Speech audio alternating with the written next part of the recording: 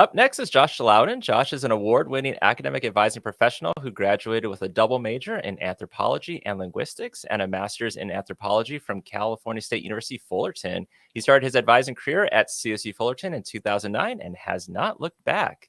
He currently serves as the associate director in the campus academic advising center. He also teaches classes like language and culture, culture and communication, and physical anthropology as an adjunct professor at both CSU Fullerton and Fullerton College. In the Academic Advising Center, Josh currently oversees the coordination of the Major Exploration Program for all undeclared students, the Fullerton Finish and California Promise programs, among many other programs facilitated by the center's incredible team of advisors. He enjoys collaborating with numerous departments and colleagues to support students on academic notice, prevent graduation deferrals, and improve retention and degree completion rates, and train new advisors. Josh is the proud father of 5-year-old triplet daughters and a 2-year-old son.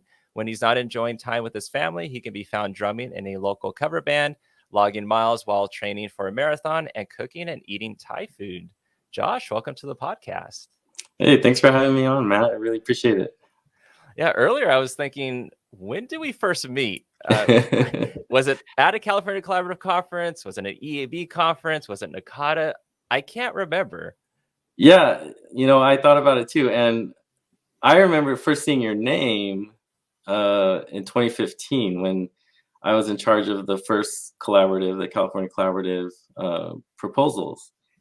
And, I was just tracking like, okay, how many submissions do we have? Because I was a little concerned as the first one. Not a lot of people knew about it. But bam, 3 proposals. The first ones in were Matt Markin. And I was like, okay, who is this guy? He's super into this stuff. So, and if we had you do all 3, you would have been something like 15% of all presentations for that year. So, but I just knew right away, like, okay, here's a really great, enthusiastic, energetic advisor who wants to be involved. So, yeah, that's when I first got to know you, and I really got to know you through your work and not through talking to you or anything like that. But then, yeah, as the collaboratives went forward, you took over when when my wife had the triplets, and I watched her have the triplets. You took over that year at Riverside, and so having, that's when we first really connected, and I got to get to know you a lot better. So yeah, what's funny about that is like, exactly, I remember getting the email back in 2015 and yeah, accepting it and then getting to present. Don't think I met you there. And then when I started to join on the steering committee for the California Collaborative that following year, yeah, then you were off on paternity leave. Mm-hmm. And many of us didn't know. We were having this meeting and I remember asking about, so what's going to happen with the proposals? And like, oh, Josh usually handles that. And it was like, okay, so where's Josh at? Oh, he works at Cal State Fullerton. He hasn't been attending the meetings. I don't know. Is he still there? And it was like, has anyone thought to contact Josh or email him? And I remember someone had emailed and they got the reply back that says you were out. And they're like, oh, okay, that's why. He's out. Yeah. But yeah. And I shouldn't have been doing anything anyway, because it was pretty blurry situation for 3 months. Yeah. But yeah, it was great to have you back the following year and every year after that, and even now with the combined Region 9 and CalCan conference happening later this year. So definitely. How'd you get started in higher ed and advising? Yeah, having listened to this podcast and I've been thinking about it. I've actually thought about it since my very first NACADA presentation in 2012 about advisor training. But, I got into it like a lot of people do is sort of by mistake. I was really interested in anthropology. I was totally on track to teach community college. And, that's what I want to do was teach. And I already knew I loved the classroom because actually in high school, I was a TA, and the teacher I was helping, he like let me lecture sometimes. And I was just like, okay, this is great. And it was like a study skills class, and I just knew that I loved the classroom. And so that's where I was going. I didn't know about anthropology until I started college. I was a community college student, and actually started at Fullerton College, which is where I teach now. And I just, it was the summer after high school graduation. I wanted to take a class to get ahead, kind of thing, and I found cultural anthropology, and I thought this sounds really interesting. I had no idea what it's going to be about, but um, that's what got me into anthropology. And then I also went to Mount Sac Community College, and that's where I did most of my community college units. And I took all the anthropology I could there, and just I knew that that's what I wanted to do. Then I transferred to Cal State Fullerton, and I find linguistics somehow. I don't even know exactly how. It was just like it was part of one lecture one day, and I knew I really liked learning languages. Um, and so I had spent some time in Thailand and learned Thai. And so I thought, okay, let's bring this into my work with cultural studies and things like that.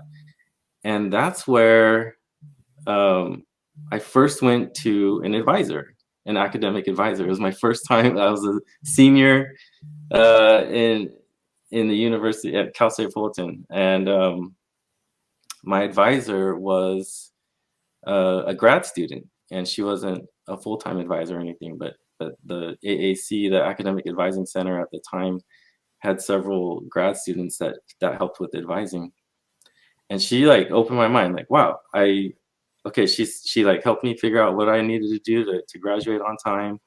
Because I was a double major, she helped me figure out the GE situation because I wasn't sure about it. Um, and it was maybe like a 10-minute meeting. It wasn't anything special, uh, but it impacted me.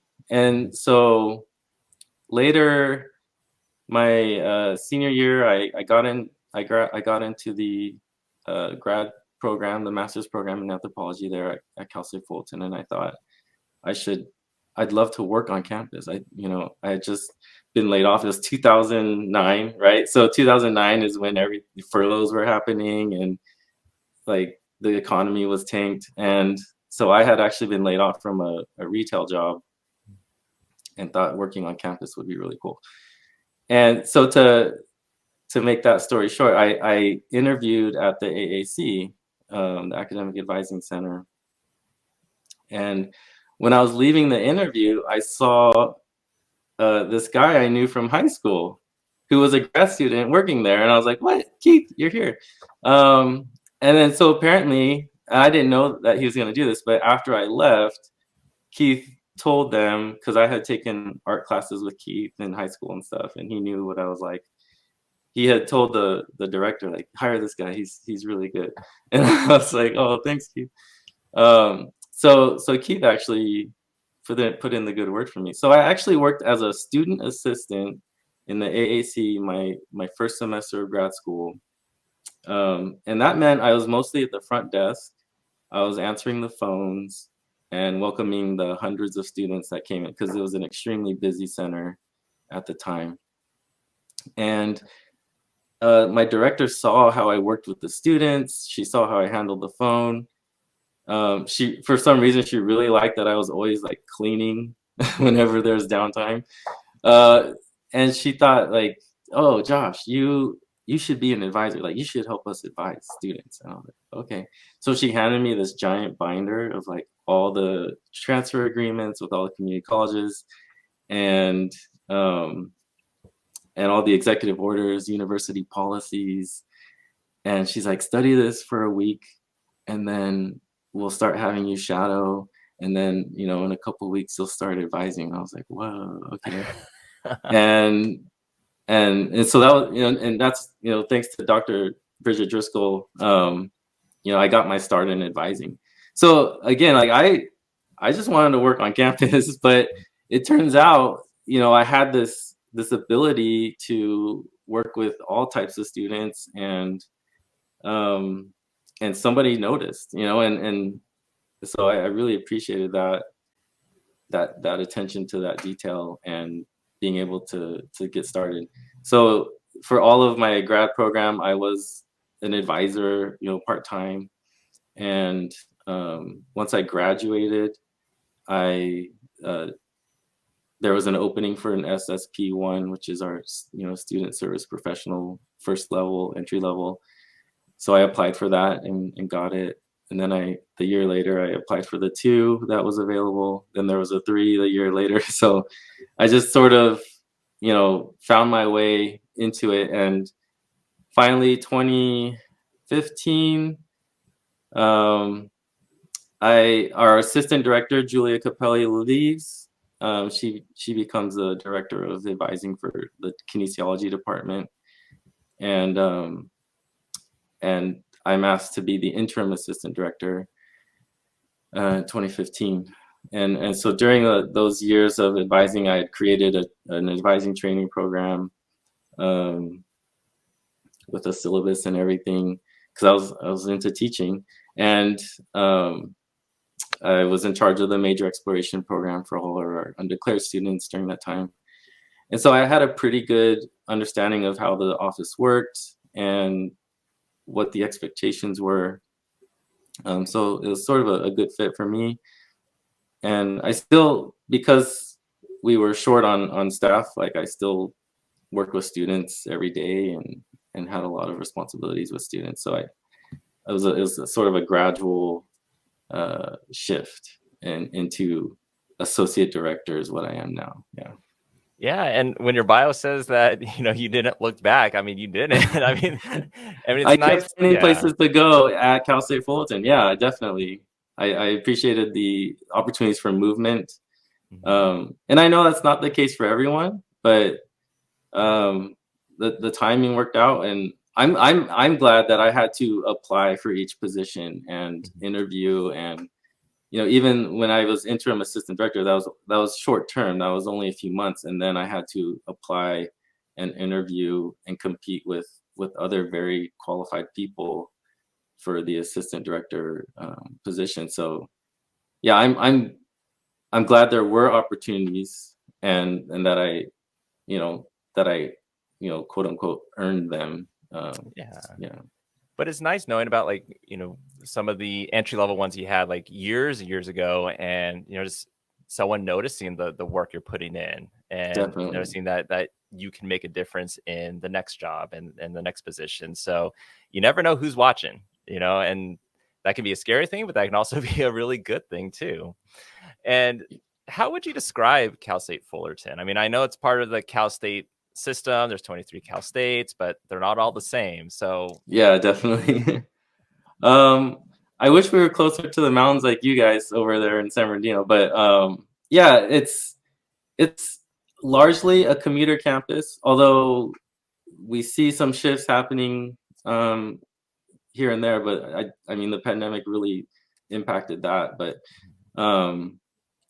we have a lot of new housing available for resident students. So, and it's filling up. So I think we're sort of shifting, but for the most part, we are largely a commuter campus. We are majority transfer students.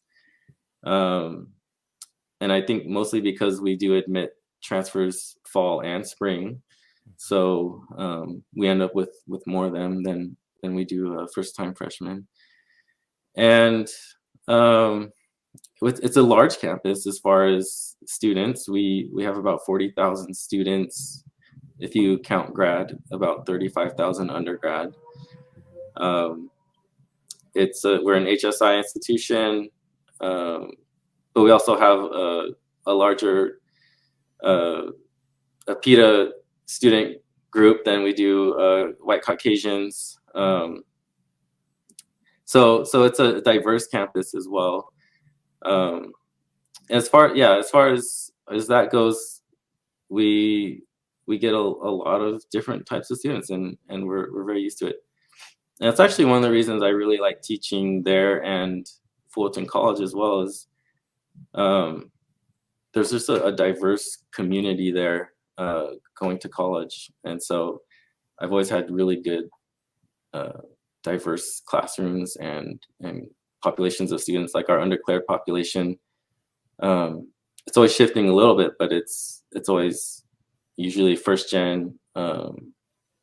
You are underrepresented minorities, and they do well, and that's one of the reasons I love undeclared students. Is a lot of people think they're just like chilling and they don't know what they're doing, and but the truth is, like, they're outperforming a lot of other colleges in our university, and once they commit to something, they're committed, and they're less likely to change their major.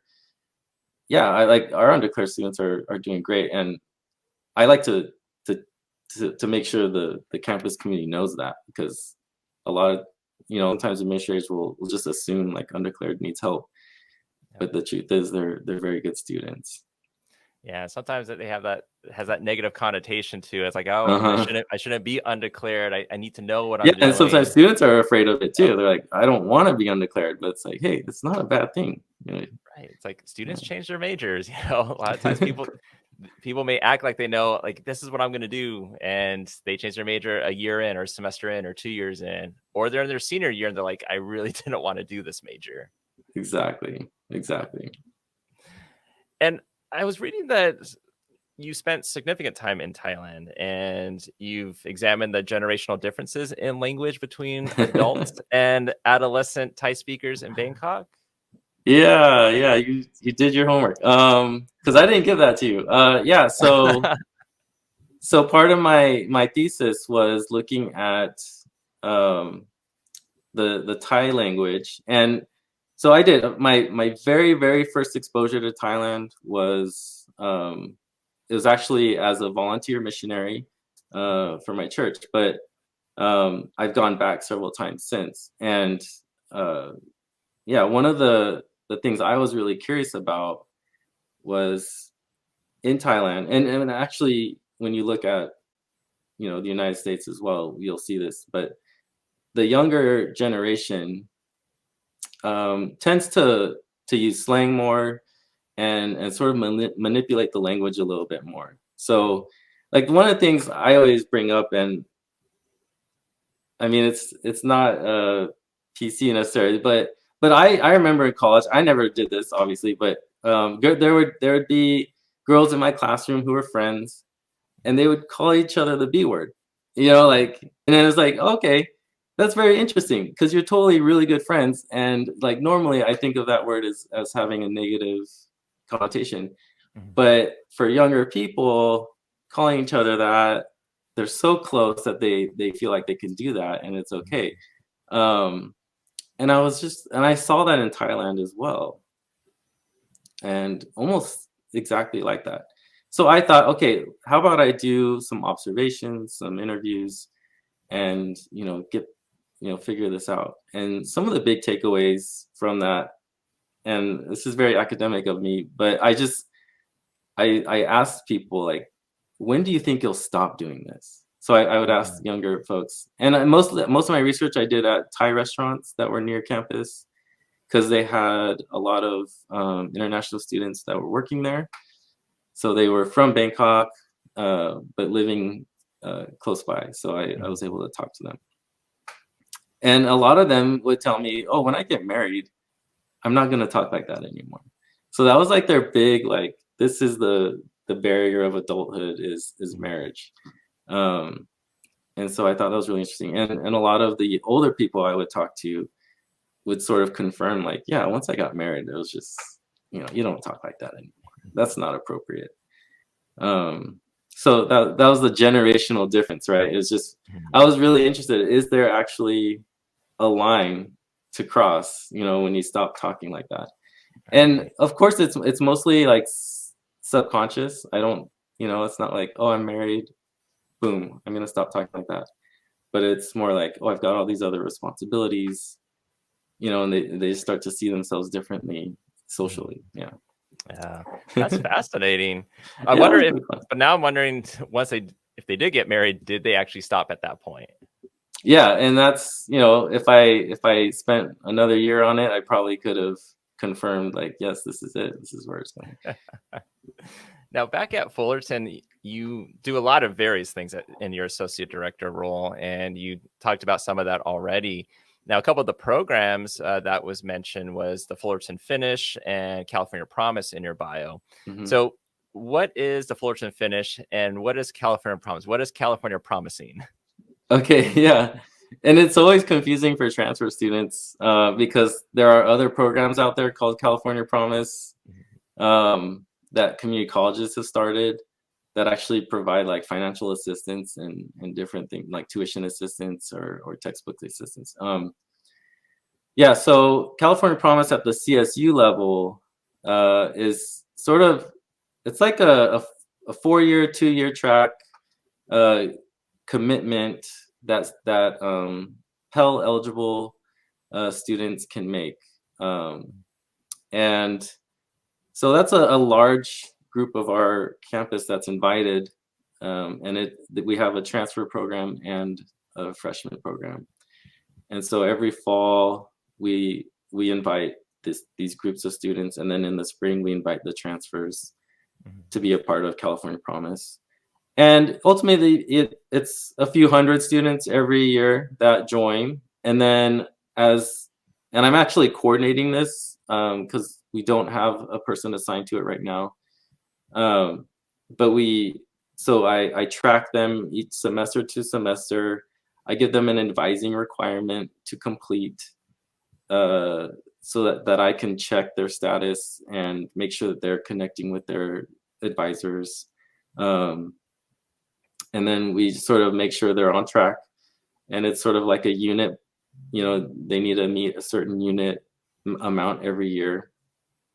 And so I just sort of help track that, make sure the assignments get turned in by these students. And if students stop participating, then I remove them from the program. But, I still let them know, like, hey, you can still finish on time. I understand life is crazy. And I've over the pandemic, I got very lenient with deadlines. Just like, hey, I understand it's hard to connect with advisors right now, so you can take another couple of weeks and get this to me and stuff like that. But that's the California Promise. And so what we had before California Promise was created was a Fullerton Finish program, which was a 4-year commitment, and then we added the 2-year as well.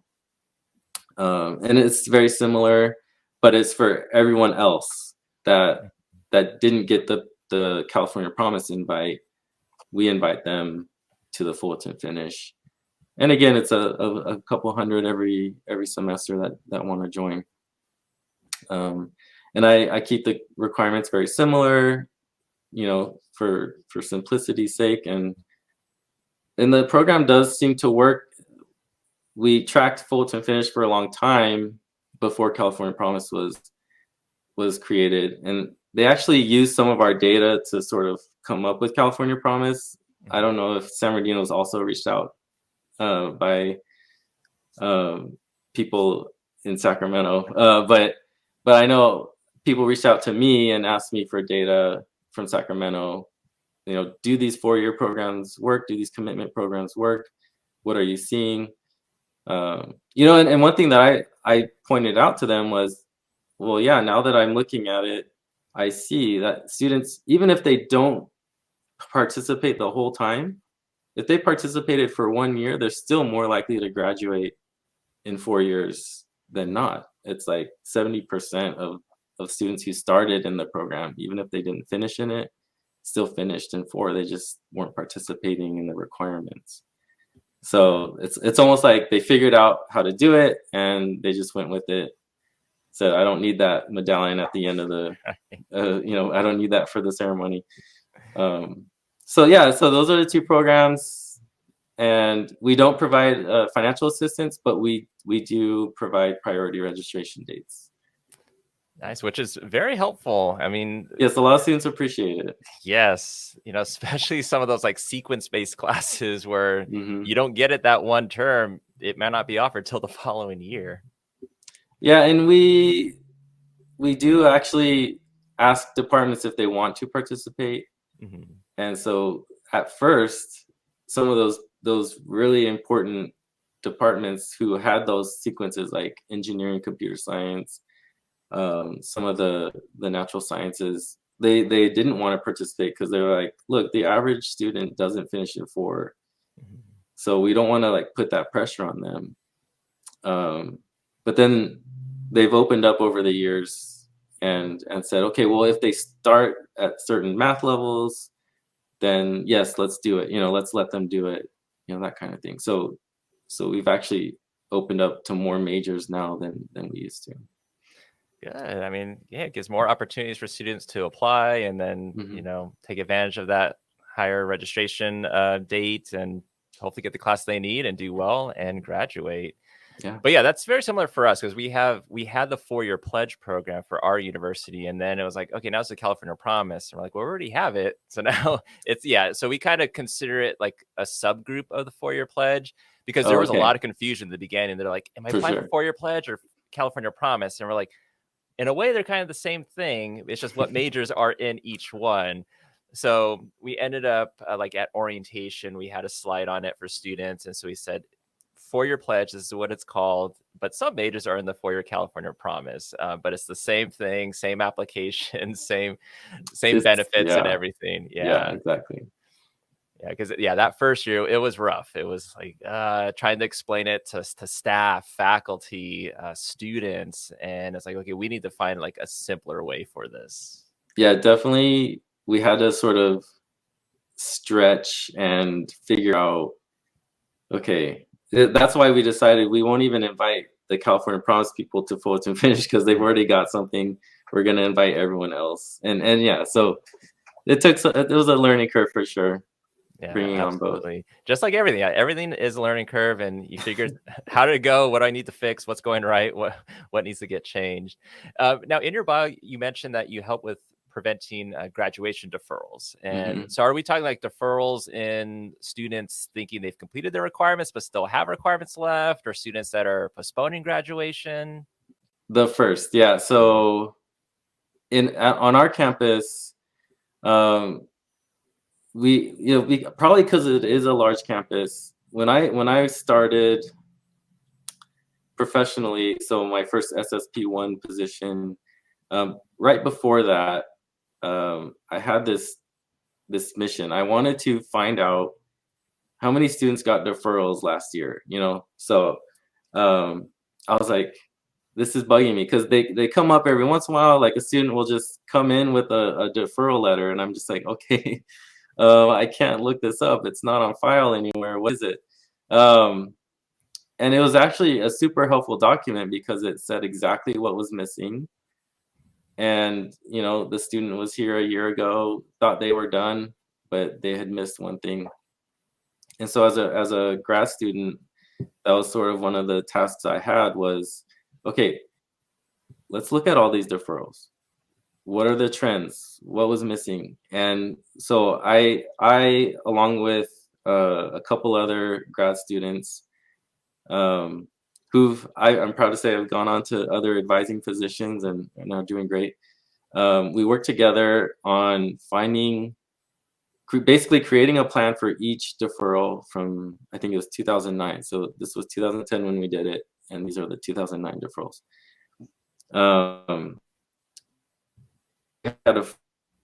and that was actually quite a challenge because the records office, the grad unit, they have them in their own files, like for their own Mhm. personal use, but it wasn't something that was like scanned and like easily accessible. So they provided us with all the deferral letters. It took a while, but we were able to create a plan for every single student. And there's, when we were looking at it, there were still 1,100 deferrals that we went through that year. And what this did was, because some of these students weren't missing, what they really were missing was a transcript from the community college or AP credit, or at the time we were requiring the EWP, the graduation writing exam. Like they were missing one exam thing or something like that.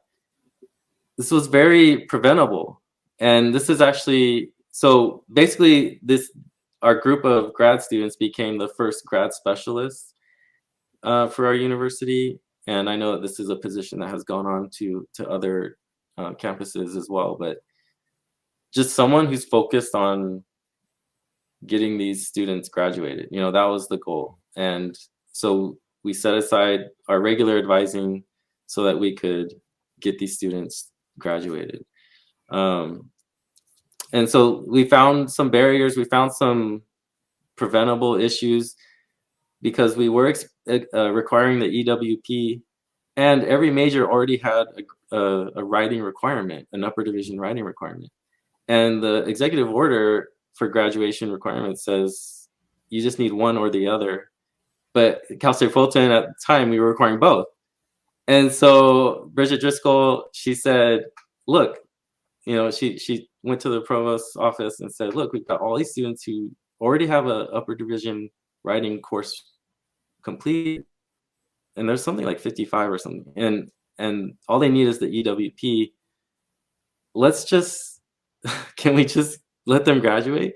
And the provost agreed, and so then from then on, it was like a total change. So like students weren't required starting, I think, in 2012 or so. They stopped the EWP and just said, make sure every major has an upper division writing requirement, which they do. So just things like that, like big major changes happened because of 3 grad students trying to get students to graduate. So that's the deferral prevention. Well, that was the correction, and then the grad specialists were hired. We started hiring grad specialists in 2014, and so we were hoping by getting every college on this early, we could start preventing deferrals, and that's what we've seen. Basically, from 2014 on, I think they've prevented something like 11,000 deferrals or something ridiculous like that. Wow. And along those lines, retention is a big buzzword, especially it seems over the last year or so with the pandemic and some students not returning back, so even advisors. So for you, what are ways to improve retention efforts for students, especially in today's climate? Yeah, one of the things we're really proud of at Cal State Fullerton, among all of the advising, we have what are called retention specialists in each college. And one effort that we do every semester, without fail, is to look at students not enrolled who were enrolled, at least a semester or two ago. So the non-enrolled campaigns are what we call them. And EAB is what we use. We call it TitanNet, but it's EAB Navigate Student. Well, we have a new tool in there that's like specifically designed for non-enrolled campaigns, which is really helpful. We're going to try that out this year and see how it works. But basically, it's got email tracking, so a student has opened it. If they've clicked on a link. So it gives us a little more information, because a lot of students, when we do non-enrolled campaigns, they see the email and then they just register. Like, we don't even know, like we assume they saw the email and then registered, because all of a sudden students will register after we email them that they didn't register. But another cool thing is when the students reply to us, or if we're calling them and they answer the phone, we get a lot of good information from them about why they aren't enrolled. And I would say probably for the first time in a while, we've got a provost who is actually like wanting to know what students are saying. So, my director, Dr. Boretz, and our team of retention specialists are asking and trying to find out more about why students aren't enrolling, especially during this time of pivoting all the time, right? So we're going virtual for a couple weeks and then in person. So does that change anyone's enrollment? So that's one retention thing has shown a lot of success. On average, I think we bring back around 30 to 40% of the students that aren't enrolled just by reaching out to them. and that's huge. That's been really good. So keeping students going is helpful. Another thing that retention specialists do that's really handy is they work with our students on what we used to call academic probation. We call it academic notice now. um, and that whole group of students who are typically first generation underrepresented students, being able to work with them, you know, one-on-one or in groups, however we can, to keep them going, keep them motivated. And none of our students are bad students. If they got into a CSU, they are smart cookies. They know what's going on educationally. There's just something happened typically, that interrupted their flow, or there's so many things that happen with these students. I know you work with them too, so um, there's definitely a lot that we can do with students when we're just focused on keeping them with us. And none of this is mind bending or anything. It's just making sure we do it consistently is really the trick that we've seen on our campus. Yeah, it almost seems like sometimes it's students may have just forgotten or they got busy with work or something. So sometimes it's just that little reminder like, hey, registration already passed. You can still get into classes, get registered, or just let them know we're here. If you have questions, let us know. You're going to take a term off. Let us know. Let's figure out what happens exactly. after that. Yeah. That's our goal. Yeah, exactly. And then you also train new advisors, and I don't know about you, but it seems many of us, advisors who've been here for a while, there's more and more and more to do. There's more students to advise. We have many advisors also leaving higher ed, which now means more student caseloads in addition to that. So I guess for you, like, what does training look like nowadays for a new advisor? And I guess, how do you help advisors who maybe want more professional development, but there just seems to be no time to do that anymore? Yeah, recently we did lose, I guess, 2 advisors. We have a team of 10, um, and we recently lost 2, and they they're alive. I guess I don't want to make it sound like they died or anything, but yeah, they've moved on to different places. One stayed in advising just at another school that's closer to her house, and one sort of totally shifted into a different public sector. But we definitely miss them, with helping out with the many students that we work with.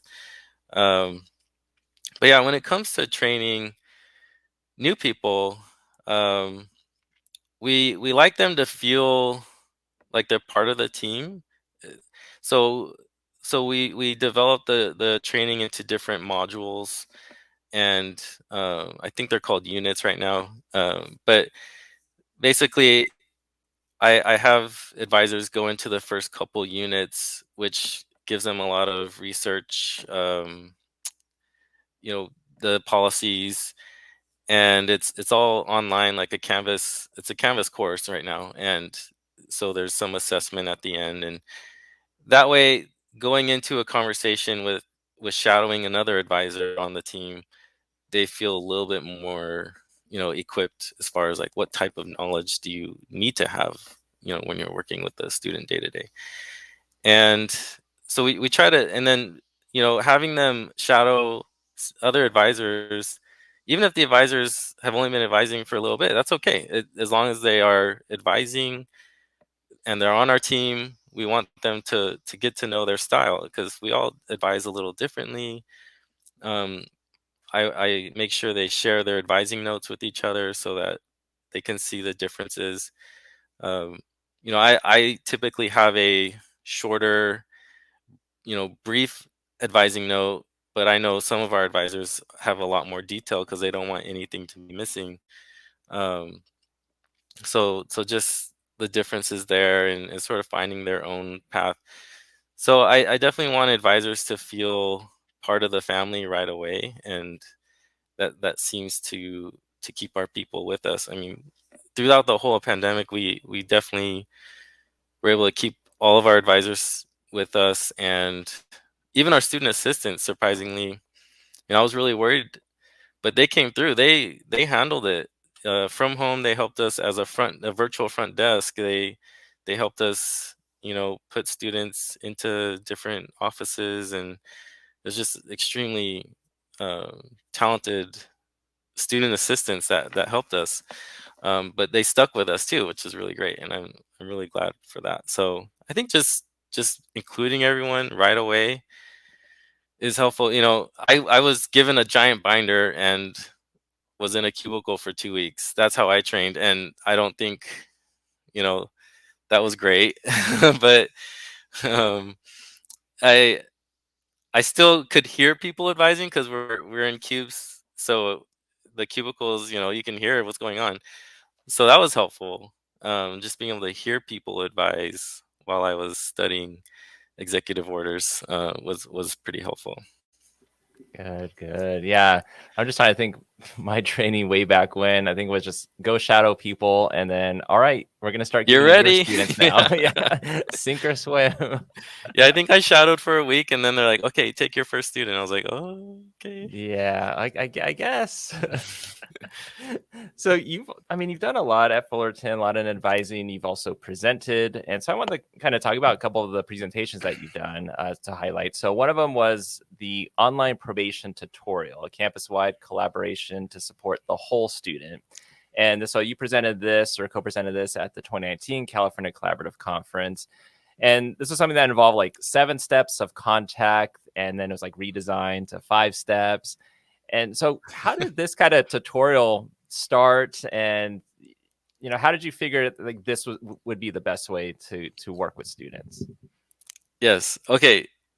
This was a presentation I collaborated with the brilliant Kathy Rivas in our office. So she's one of our advisors. She coordinates what was the probation tutorial. Now we call it the reset course for students on academic notice. So they, instead of a tutorial video, it's a Canvas course now with requirements, and all the colleges put in their 2 cents on it and everything. So it's even more powerful than it used to be. But yeah, a funny thing about that presentation in San Diego, one of the evaluations said, like, I really liked Kathy, but the taller guy was so boring. That was me. So I was the taller guy that was really boring.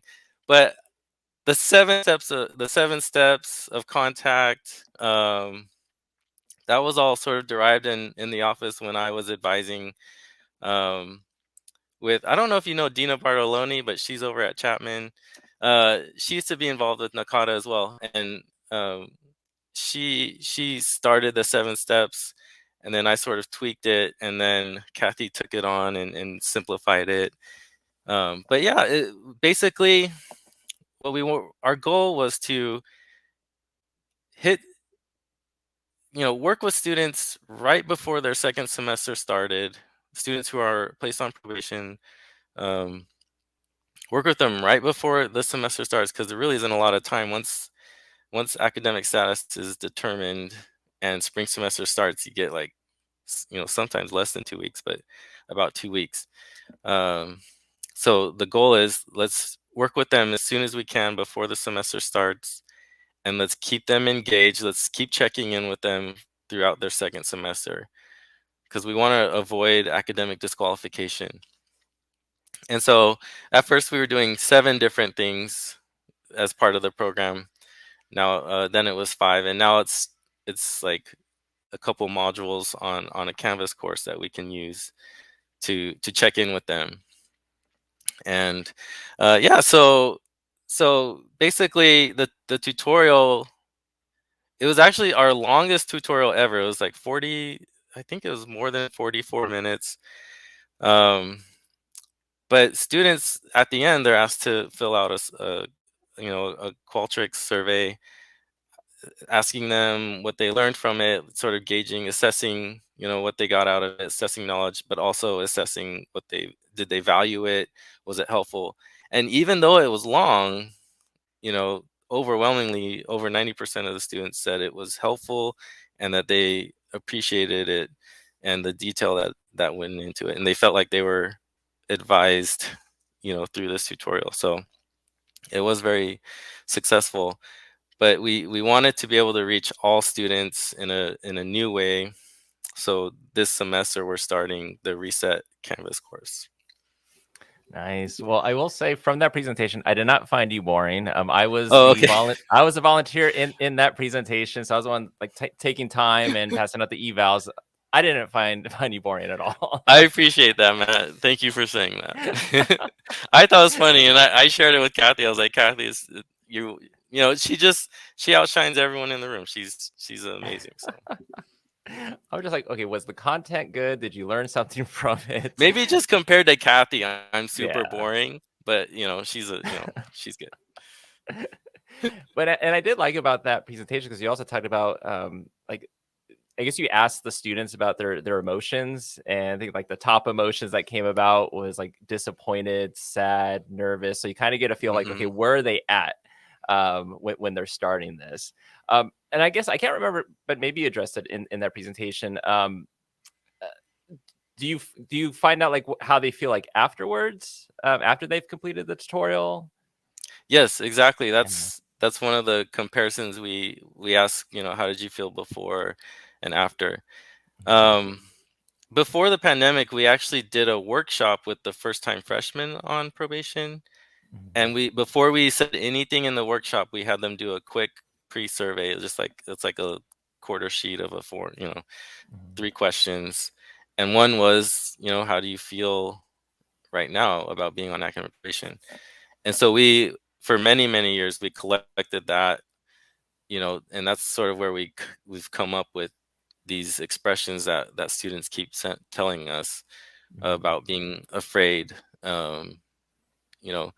and we always ask, like, have you told anyone? That's one of our pre-survey questions. Like, did you tell anyone that you're on academic probation? Like, are you relying on anyone to help you? Those sort of questions are really important.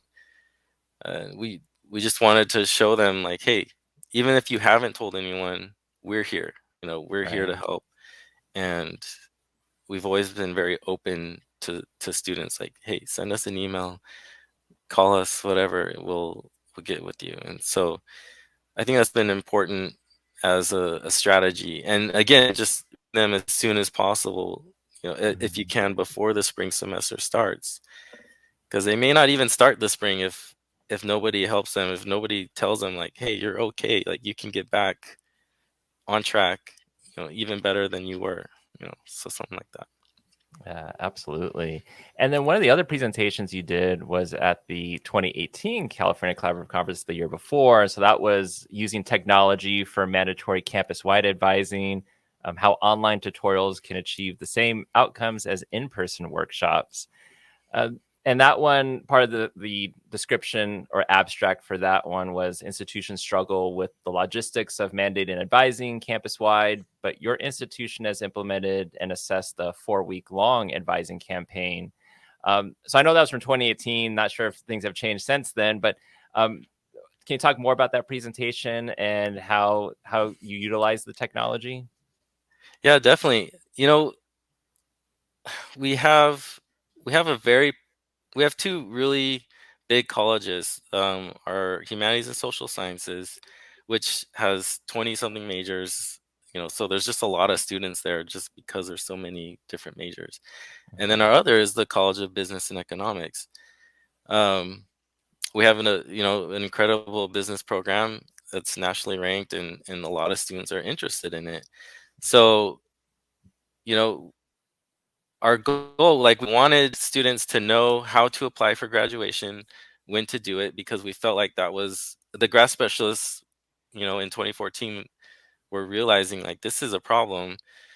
How can we reach students? So we thought, let's try campaigns where we work with students who are about to hit the unit level that you can apply for graduation.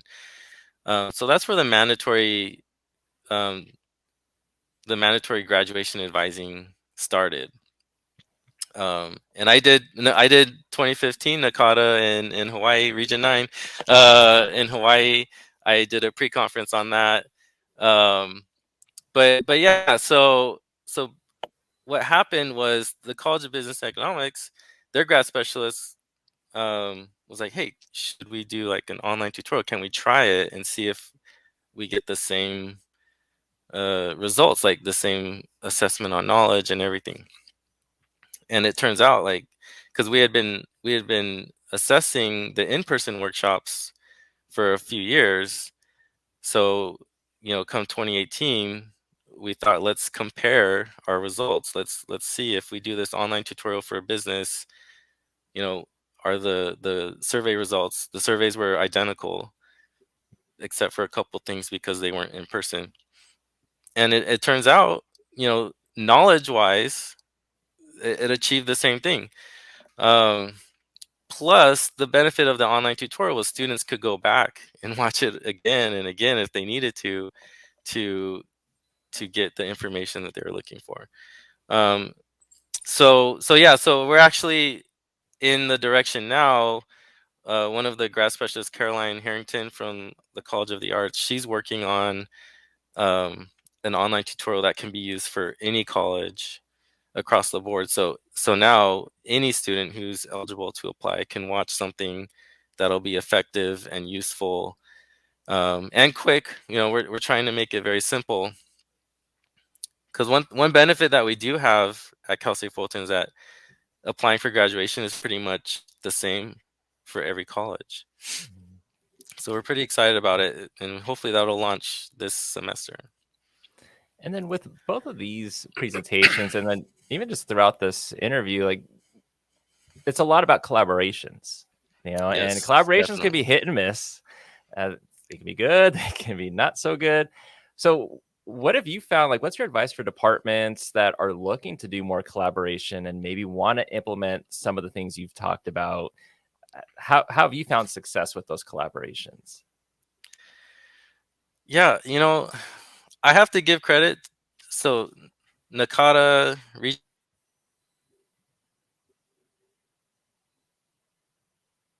Oh, okay, my screen just went blank. Sorry. Yeah, I think it cut off. So yeah, if you want to start that again. Okay, so yeah, I think Nakata Region 9 in 2012. So it was Las Vegas, Nevada. It really opened up my eyes. That was my first time presenting. We presented on our training program, but I also attended a lot of sessions where I saw like different people working together, and I was like, hey, this is something special. So ever since then, I really just thought, okay, I see a college that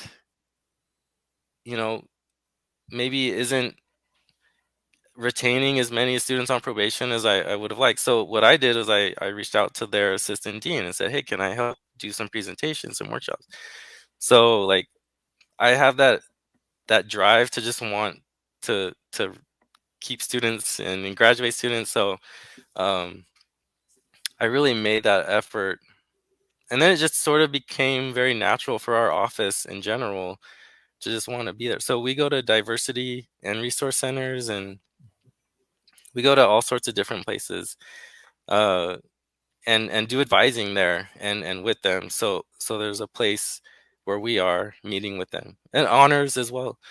I'm starting to lose my voice. But yeah, so collaboration is just, that's part of success. Like to me, for a huge university like Cal State Fullerton, it won't work in silos. It's got to be people working together, different ideas being shared and not stepped on and everything. So that's how we look at it in our office. Yeah, so kind of being open to those ideas and being creative before being critical, I guess. Exactly. Yeah. Yes. And to kind of wind down, I got a couple more questions for you. So one is, you won the Titan Excellence Award in 2013, and I think from what the article said, you were one of the youngest staff members to win that award. How was that? How did that feel, winning that award? It was really cool. The president at the time, when she announced my name, she called me Jonathan, but that's okay, you know. Um, actually, I think it's all about Dr. Bridget Driscoll and Julie Capelli, the assistant director at the time, just noticing that I was working hard and coming up with new ideas that save the university money and save students money. So they based that award. Well, they nominated me because of some work I did on P credit. For a couple of years, I had been working there as an advisor, as a grad student, and then professionally. And um, every fall, we're like, okay, all these first time freshmen are coming in with AP credit, but they're registering for classes. Like, we need to like send them emails and tell them to change their schedule. And I thought, well, if they already have the credit, can't the university just automate this effort? Like, can't just automate it so that they can't enroll in these classes? Or um so I did the work that we always wanted to do, and I asked records, hey, can I have a list of all the students who are coming in, first time freshmen, who have AP credit? And I just dug into each student to figure out if they were enrolled in anything. And I had like 160 students change their schedule, and some had multiple classes that they were enrolled in that they didn't need. So when I presented this to Dr. Driscoll, I calculated, like, this is how much the state saved on on these students not taking classes they didn't need. This is how much the students saved. It was hundreds of thousands of dollars, and so I think whatever I presented to her, to Dr. Driscoll, just gave her this perfect nomination, like, information. Like, she had the data to show that I was being useful to the university. And so, yeah, it worked out. And I've tried to nominate my people many times. It's been difficult, because they pick, sometimes only one person out of so many, for this award every year. But yeah, I didn't see that detail until I sent you that I was awarded. I written back to that link, and I was like, oh yeah, I guess I was the youngest. I don't know if that's true anymore, but at the time it was. Hey, even if it's changed, if there's someone younger that won it, you were when you won it at that time, yeah. I was at that time, yeah. And so a lot of things I didn't even know about you, so including winning that award, or even that you're in a cover band. Yeah, I wish we only covered one band, but we cover like all sorts of things. So, yeah, I've been drumming since I was 12, and I actually started with this band when I was 16, and they are currently called Midlife Crisis.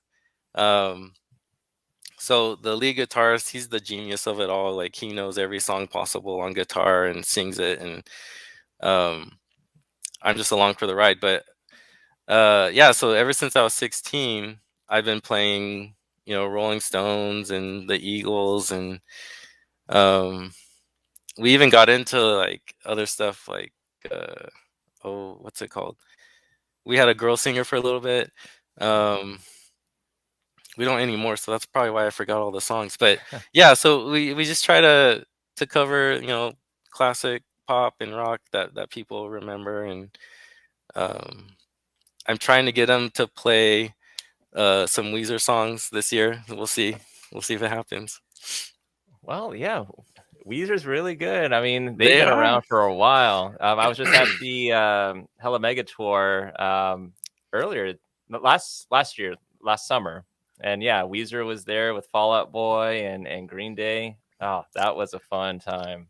Yeah, my dream is to be a part of Geezer, which is the Weezer cover band. So we'll see. They're like Nice. old guys that play Weezer songs, so we'll see.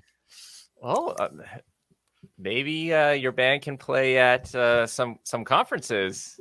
I've had that on my mind. I've had that on my mind. I've had it on my mind. So if Raquel Engels and Maria Grandinay and Dwan Jackson are listening, I think you have a Region 9 CalCan band at that conference. We could make it happen. Nice. But if listeners have any questions on anything that we went over, anything you answered today, how can they reach out to you?